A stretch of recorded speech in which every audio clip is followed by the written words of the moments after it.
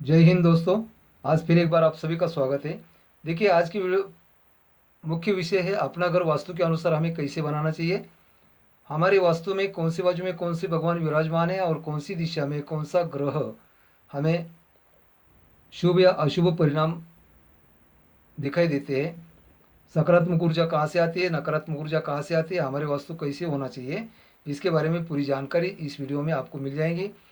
वास्तु के अनुसार हमारा किचन कहाँ होना चाहिए, बेड कैसा होना चाहिए, हमारा सीढ़ी कहाँ होना चाहिए, पूजा घर कहाँ होना चाहिए, स्टोर कहाँ होना चाहिए, टॉयलेट, बाथरूम और पार्किंग, सभी सुविधा के बारे में आप आज आपको एक ही वीडियो में पूरी जानकारी आसान तरीके से दे रहा हूँ।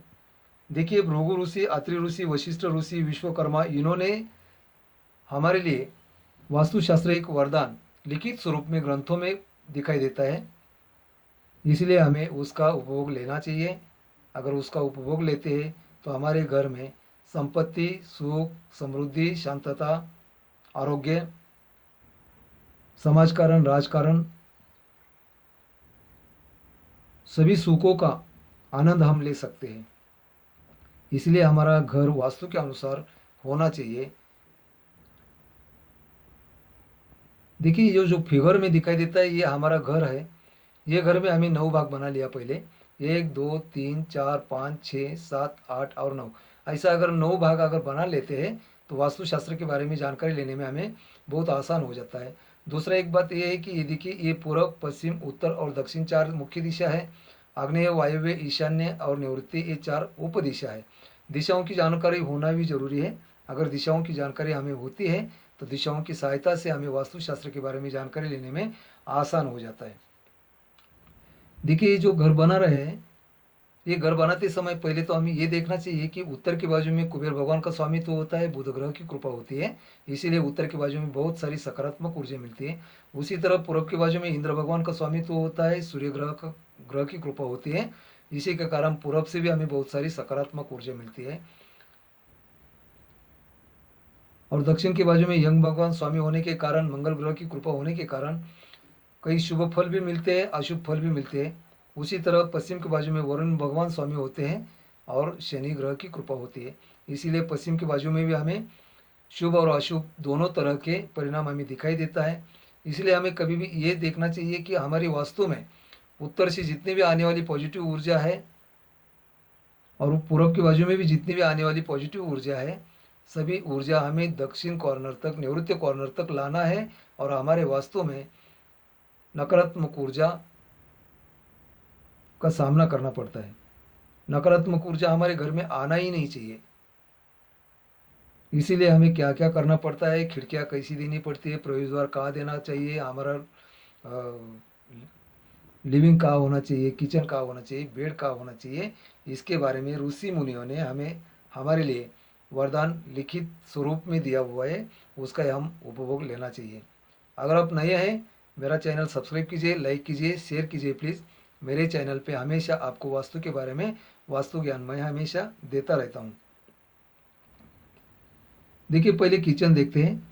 अभी वास्तु के अंदर समझो कि ये अग्नि कॉर्नर है। अग्नि कॉर्नर में अग्नि भगवान का विराजमान होता है, शुक्र ग्रह की कृपा मिलती है, तो हमारा किचन अग्नि कॉर्नर में होना चाहिए।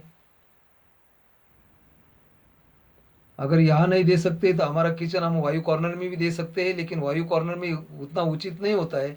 जितना अग्नि कॉर्नर में उचित होता है उतना उचित वायु कॉर्नर में नहीं होता है, क्योंकि वायु कॉर्नर में अग्निभय होता है। किचन हम तो बना सकते हैं लेकिन अग्निभय होता ही है, इसीलिए सबसे उचित जगह किचन के लिए हमें अग्नि कॉर्नर है। उसके बाद में देखते हैं ईशान्य कॉर्नर। हमें उत्तर से भी बहुत सारी पॉजिटिव एनर्जी मिलती है, पूर्व से भी बहुत सारी पॉजिटिव एनर्जी मिलती है। हमारे वास्तु पुरुष का सर होता है ईशान्य कॉर्नर में, इसीलिए ये सर के ऊपर हमें कोई भी बेड या किचन या टॉयलेट, बाथरूम कोई भी निर्माण यहाँ नहीं कर सकते, या हमें सिर्फ पूजा घर बना सकते हैं। देखिए, वास्तु का जो सेंटर दिया हुआ है, सेंटर में ब्रह्म स्थान होता है, ब्रह्म भगवान का विराजमान होता है या आकाश तत्व होता है। इसीलिए ये ब्रह्मस्थान के ऊपर हमें कोई भी फुटिंग कॉलम खड़ा नहीं करना चाहिए, कोई भी दीवार नहीं आना चाहिए। इसलिए ब्रह्मस्थान का भी हमें पवित्र रखना है, यहाँ भी हमें कोई भी निर्माण नहीं करना चाहिए। उसके बाद में देखते हैं किचन होने के बाद में हमारा बेड कहाँ होना चाहिए। देखिए हमारा घर का जो मुखिया होता है, मुखिया के घर में हमारा मुखिया के लिए हमारा बेड होना चाहिए निवृत्ति कॉर्नर में, क्योंकि वास्तु का नियम है, वास्तु का संतुलन रखने के लिए हमें ईशान्य कॉर्नर सबसे हल्का रखना चाहिए। ईशान्य कॉर्नर से जड़त्व निर्माण करना चाहिए, अग्नि कॉर्नर और वायव्य कॉर्नर, और वायव्य कॉर्नर और अग्नि कॉर्नर से भी जड़त्व निर्माण कर होना चाहिए हमारा निवृत्ति कॉर्नर में। हमारा निवृत्ति कॉर्नर का वास्तु जितना भी हेवी रहेगा उतना अच्छा रहेगा, और ईशान्य कॉर्नर का वास्तु जितना हल्का रहेगा उतना अच्छा रहेगा। इससे हमारा वास्तु का संतुलन बना रहता है। इसलिए हमारा मुखिया का बेड होना चाहिए निवृत्ति कॉर्नर में, क्योंकि निवृत्ति कॉर्नर में विष्णु भगवान का स्वामित्व होता है। या हमें राहु केतु ग्रह आते हैं। राहु केतु होने के कारण वो राक्षसों का गुरु होता है, इसलिए हमें यह बेड भी बना सकता है, सीढ़ी भी बना सकते हैं। सीढ़ी में जड़त्व निर्माण होता है क्योंकि सीढ़ी में टावर आ जाता है, इसीलिए सीढ़ी बनाने का है तो हमारा सीढ़ी होना चाहिए पश्चिम मध्य से लेकर दक्षिण मध्य तक। ये इतनी जो जगह होती है, इतनी जगह में अगर हम सीढ़ी बनाते हैं तो हमारी वास्तु यहाँ ज़्यादा जड़त्व निर्माण होने के कारण हमारे वास्तु का संतुलन बना रहता है। अगर उत्तर के बाजू में सीढ़ी बनाते हैं या पूर्व के बाजू में सीढ़ी बनाते हैं तो उनको हम टावर नहीं बना सकते हैं। बिना टावर की सीढ़ी हम उत्तर के बाजू में बना सकते हैं, पूर्व के बाजू में भी बना सकते हैं। लेकिन अगर टावर देना है, सीढ़ी के ऊपर टावर बनाना है, जड़त्व निर्माण करना है, तो वो सीढ़ी हम सिर्फ पश्चिम मध्य से लेके दक्षिण मध्य तक ही दे सकते हैं। अभी देखते हैं बेड, जब हम हमारे घर के मुखिया के लिए बेड अगर निवृत्ति कॉर्नर में दे सकते हैं तो दक्षिण मध्य में जो बेड बनाओगे ये बेड हम ज्येष्ठ लोगों के लिए बना सकते हैं। अगर दक्षिण मध्य में ज्येष्ठ लोगों के लिए बेड बनाते हैं तो उनका आशीर्वाद बना रहेगा मुखिया के लिए। उसी तरह पश्चिम मध्य में अगर बेड बनाते हैं तो ये बेड हम छोटे लोगों के लिए बना सकते हैं, छोटे भाई के लिए बना सकते हैं, क्योंकि यह निवृत्ति कॉर्नर में जो बेड बनता है मुखिया का पैर होता है उत्तर की तरफ, तो ये मुखिया का आशीर्वाद इनके लिए बना रहेगा, ज्येष्ठों का आशीर्वाद मुखिया के लिए बना रहेगा, और मुखिया का आशीर्वाद छोटे लोगों के लिए बना रहेगा। इसलिए छोटे दाम्पत्य के लिए या हम पश्चिम मध्य में बेड बना सकते हैं। उसके बाद में वायु कॉर्नर में बेड बना सकते हैं। वायु कॉर्नर का बेड बच्चों के लिए लाभदायक होता है, ज़्यादातर लड़कियों के लिए बहुत ही लाभदायक होता है। अगर ये वायु कॉर्नर की बेड में लड़कियां सोती है तो उनको कोई भी परेशानी का सामना नहीं होता है, उनके लिए शुभ होता है, उनका शादी ब्याह में प्रॉब्लम नहीं आता है। और ये पांचवा बेड बनता है उत्तर मध्य में। उत्तर मध्य का बेड अगर बनाते हैं तो ये बेड नव दाम्पत्य के लिए शुभ कारक माना गया है वास्तु के अनुसार। उत्तर मध्य में जो भी बेड बनाएगा ये बेड नव दाम्पत्य के लिए शुभ कारक माना गया है। अभी ये हो गए बेड के लिए पांच जगह हम बेड बना सकते हैं, लेकिन ये बेड कौन सा बेड किसी के लिए है ये भी आपको बताया। उसके बाद में देखिए पूरब के बाजू में हमें बहुत सारी सकारात्मक ऊर्जा मिलती है, सूर्य ग्रह होता है, इसीलिए पूरब के बाजू में हमें या लिविंग बनाना चाहिए या फर्नीचर रखना चाहिए या हमें बेड नहीं बनाना चाहिए। ईशान्य कॉर्नर में हमारा पूजा घर होना चाहिए। देखिए जो ब्रह्मस्थान होता है, ब्रह्मस्थान से लेके उत्तर तक और ब्रह्मस्थान से लेके पूरब तक, ये जितना जो कॉर्नर आता है ये कॉर्नर में हमारा पूजा घर हम कहीं भी बनाएगा तो भी चलेगा। लेकिन पूजा घर बनाते समय, पूजा करते समय हमारा मुख होना चाहिए पूरब की तरफ, यानी पूरब की दीवार के पास हमारा पूजा घर होना चाहिए। उसके बाद में देखिए टॉयलेट हमारा कहाँ होना चाहिए। यह हमारा घर बन रहा है तो ये घर बनाते समय हमारा टॉयलेट के लिए सबसे उचित जगह होता है उत्तर के बाजू में, जहाँ मुख्य देव का यहाँ विराजमान है या बल्लाट देव का विराजमान है, उसके बाद में सेंटर में सोमदेव का विराजमान है। अगर यह मुख्य देव और बल्लाट देव या अगर हमारी टॉयलेट बनती है तो ये टॉयलेट के लिए सबसे उचित जगह है। दूसरी उचित जगह है दक्षिण के बाजू में, जहाँ भृंगराज और गंधर्व का विराजमान है। ये राक्षस रूपी होते हैं। यहाँ भी हमारा टॉयलेट अगर बनाते हैं तो ये भी उचित जगह है। और तीसरी उचित जगह है पूर्व के बाजू में, जहाँ वृषा भगवान विराजमान है। या हमारा टॉयलेट बना सकते हैं। लेकिन ये जो टॉयलेट बनाएंगे, ये टॉयलेट बनाते समय अगर आपका यहाँ किचन होता है या अगर पूजा घर होता है, लिविंग होता है, तो ये टॉयलेट आपके लिए उचित नहीं होगा। अगर यहाँ किचन आग्नेय कॉर्नर में किचन बनाते हैं तो टॉयलेट के लिए आपके लिए ऑप्शन है उत्तर के बाजू में, दक्षिण के बाजू में, या तो पश्चिम के बाजू में। पश्चिम मध्य छोड़कर, वायु कॉर्नर छोड़कर यहाँ भी आप टॉयलेट बना सकते हैं। ये भी उचित जगह है। ये 1, 2, 3 और ये 4 जगह हमारे टॉयलेट के लिए उचित होता है। अगर हमारे हमारे लिए ऑप्शन है उत्तर के बाजू में, पश्चिम के बाजू में और दक्षिण के बाजू में ऑप्शन होते हुए भी किचन के पास में हमें टॉयलेट बनाना उचित नहीं होगा। अगर हमारा किचन वायु कॉर्नर में जाता है तो हम यहाँ टॉयलेट बना सकते हैं। पश्चिम से अगर एंट्री है, उत्तर से अगर एंट्री है, वायु कॉर्नर में अगर हमारा किचन जाता है तब यहाँ टॉयलेट बना सकते हैं।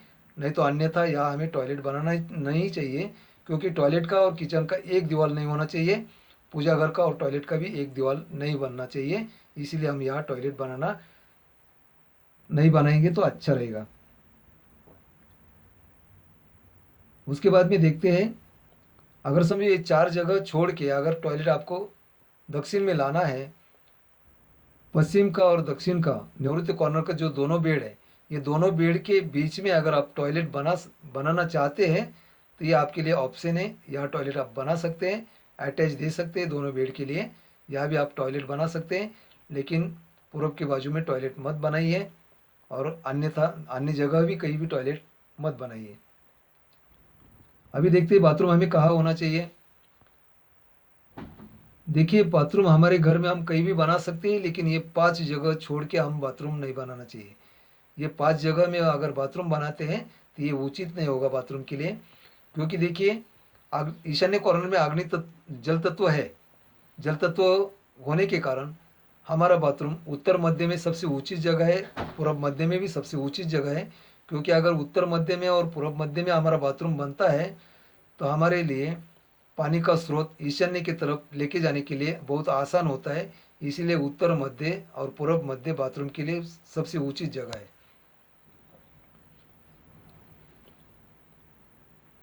सिर्फ हमें कहाँ नहीं बनाना चाहिए वो भी सुनिए। देखिए, अग्नि कॉर्नर में अग्नि तत्व होने के कारण पानी का और अग्नि का विरोधाभास है, इसीलिए हम यहाँ बाथरूम नहीं बना सकते हैं। निवृत्ति कॉर्नर में हमारा पितृ दोष लग जाएगा। यह विष्णु भगवान का पवित्र है, इसलिए यह भी हम बाथरूम नहीं बना सकते हैं। ईशान्य कॉर्नर में हमारा पूजा घर होना चाहिए। यह वास्तु पुरुष का सर होता है ईशान्य कॉर्नर में, इसलिए ईशान्य कॉर्नर में हमारा बाथरूम नहीं होना चाहिए।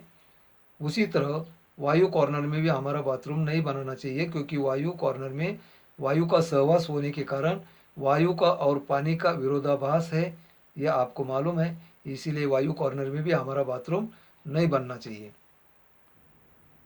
और ये जो ब्रह्मस्थान आता है, ब्रह्मस्थान के ऊपर तो हमारा बाथरूम बिल्कुल नहीं होना चाहिए। पूर्वी जमाने में लोग क्या करते थे, आगे से एंट्री देते थे, या ब्रह्मस्थान बनाते थे या तुलसी वृंदावन लगाते थे, उसके बाजू में आंगन छोड़ देते थे और ये आंगन में नहाने की सुविधा करा लेते थे, कपड़ा धोने की सुविधा करा लेते थे, बर्तन बिर्तन साफ सफाई करने का यहाँ सुविधा करा लेते थे। और उसके बाजू में चारों तरफ से एक वरांडा बना लेते थे, और ये वरांडा में बच्चों लोग के लिए खेलने कूदने के लिए बैठने के लिए जगह होती थी।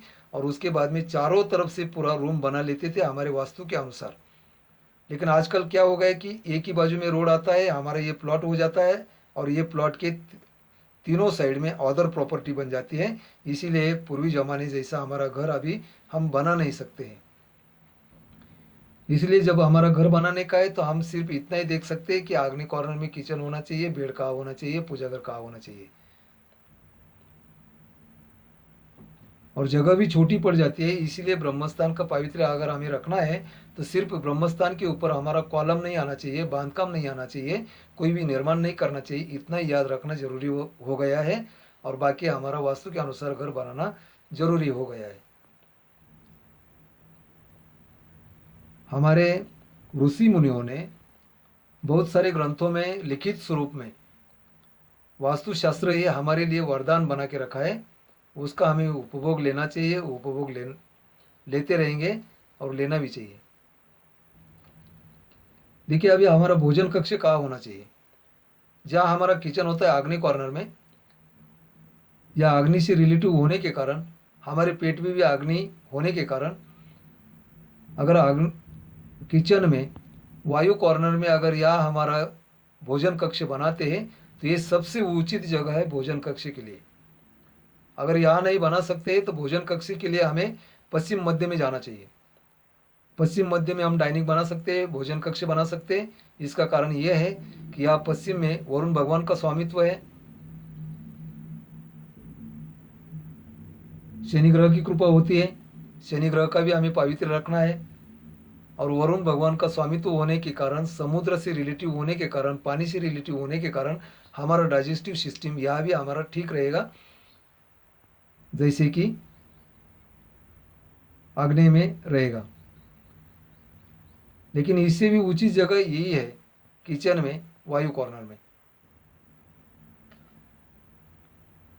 अभी देखते हैं कि देखिए, वायु से लेके आग्नेय तक अगर ऐसे एक रेशा खींच देते हैं तो हमें दो कोण मिल जाता है, वायव्य, ईशान्य, आग्नेय, ये कोण मिल जाता है। इसको सूर्य कोण कहेंगे। और दूसरा कोण निर्माण हो जाता है वायव्य, निवृत्ति और आग्नेय, ये जो कोण निर्माण होगा इसको चंद्र कोण कहते हैं। तो वास्तव में ये चंद्र कोण और सूर्य कोण इसीलिए निर्माण किया हुआ है कि हमारी खिड़कियां कैसी होनी चाहिए। देखिए, सूर्य कोण में बोला तो उत्तर और पूर्व में जितना भी खिड़कियां आएगा सभी खिड़कियां बड़ी बड़ी होनी चाहिए। उसी तरह जो चंद्र कोण आता है, चंद्र कोण में पश्चिम के बाजू में और दक्षिण के बाजू में सभी खिड़कियां हमारी छोटी होनी चाहिए। खिड़कियां कभी भी हमें सम संख्या में रखनी चाहिए। खिड़कियां हमारी 8 होनी चाहिए, 10 होनी चाहिए, 12 होनी चाहिए, ना कि 3, 5, 7 चलेगा। विषम संख्या में हमारी खिड़कियां नहीं चलेगी, सम संख्या में होनी चाहिए।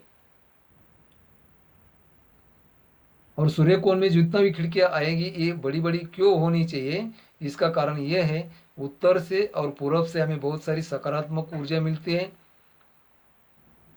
ये सभी सकारात्मक ऊर्जा हमें दक्षिण कॉर्नर तक लाना है, क्योंकि हमें पश्चिम से नकारात्मक ऊर्जा का सामना करना पड़ता है। सकारात्मक ऊर्जा कम आती है पश्चिम से, नकारात्मक ऊर्जा ज़्यादा आती है। उसी तरह दक्षिण से भी हमें नकारात्मक ऊर्जा ज़्यादा आती है, सकारात्मक ऊर्जा कम आती है। इसीलिए हमें उत्तर से और पूर्व से जितनी भी सकारात्मक ऊर्जा आएगी उतनी सकारात्मक ऊर्जा हमें निवृत्त कॉर्नर तक लाना है। यही वास्तु का नियम है।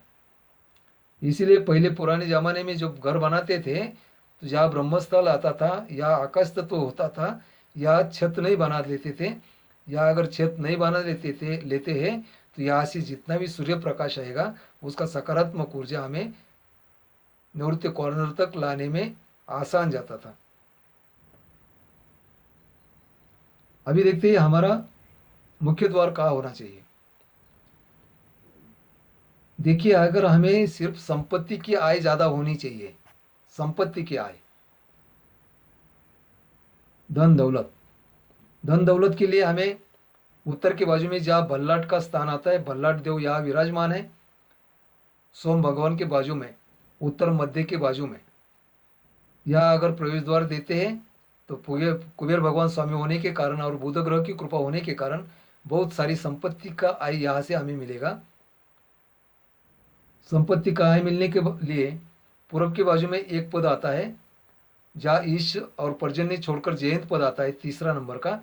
ये तीसरे नंबर का पद में अगर हमारा प्रवेश द्वार देते हैं तो यहाँ से भी हमें बहुत सारी संपत्ति का आय चौगुना हो जाती है। दक्षिण के बाजू में यम भगवान का स्वामित्व होता है, मंगल ग्रह की कृपा होती है। और वो दक्षिण मध्य से लेके आग्नेय तक, आग्नेय के बाजू में 2 पद छोड़ देना है और पश्चिम का ये 4 पद छोड़ देना है। या हम गृह क्षत भगवान जहाँ विराजमान है वहाँ हमारा प्रवेश द्वार दे सकते हैं। विथत में भी दे सकते हैं, जहाँ विथत भगवान विराजमान है यहाँ भी हमारा प्रवेश द्वार दे सकते हैं, लेकिन संपत्ति की आय ज़्यादा गृह क्षेत्र में हो जाती है। उसके बाद में पश्चिम के बाजू में अगर देखते हैं तो हमारा प्रवेश द्वार जहाँ वरुण भगवान विराजमान है यहाँ भी प्रवेश द्वार दे सकते हैं, जहाँ असुर है यहाँ भी दे सकते हैं, लेकिन सबसे उचित जगह धन संपत्ति के लिए जहाँ पुष्पदंत भगवान विराजमान है या हमारा प्रवेश द्वार अगर आता है तो हमें बहुत सारी संपत्ति का आय चौगुना हो जाती है। उसके बाद में देखते हैं उच्चम स्थान क्या होता है और नीचम स्थान क्या होता है। उत्तर के बाजू में पूर्व की तरफ आधा उच्चम स्थान होता है और पूर्व के बाजू में उत्तर के बाजू में उच्चम स्थान होता है। उसी तरह पश्चिम के बाजू में उत्तर के बाजू का उच्चम स्थान होता है, दक्षिण का बाजू नीचम स्थान होता है, दक्षिण के बाजू में पूर्व का तरफ का उच्चम स्थान होता है और पश्चिम की तरफ का नीचम स्थान होता है।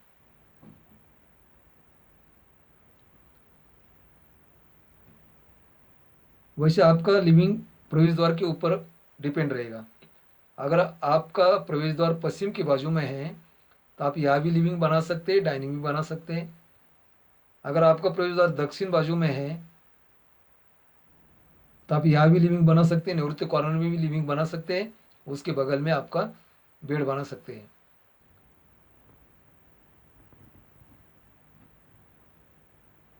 क्योंकि लिविंग में सभी सकारात्मक दृष्टि का काम किया जाता है, इसीलिए हमारा लिविंग हमारे घर में कहीं भी बनाएगा तो भी चलेगा। जैसे कि बाथरूम ये 5 जगह छोड़कर हमारा बाथरूम कहीं भी बनाएगा तो भी चलेगा, उसी तरह हमारा लिविंग हमारे ये वास्तु में कहीं भी बनाएगा तो भी चलेगा।